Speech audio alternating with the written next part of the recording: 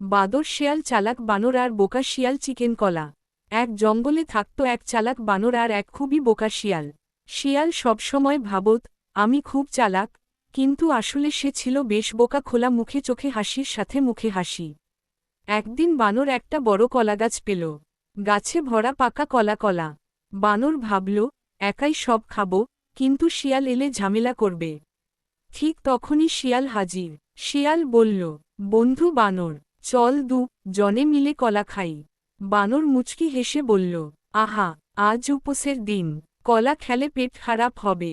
শিয়াল ভয় পেয়ে বলল, তাই নাকি? তাহলে তুমি খেও না, আমি একটু চেখে দেখি। বানর বলল, না না, আগে তুমি গাছে ওঠো, আমি নিচে পাহারা দিচ্ছি। শিয়াল গাছে উঠতেই বানর ঝটপট সব কলা ছিঁড়ে ঝুড়িতে ভরে নিল। চোখ বন্ধ করে দিত হাসি। তারপর দৌড়। গাছ থেকে নেমে দেখে কলা নেই।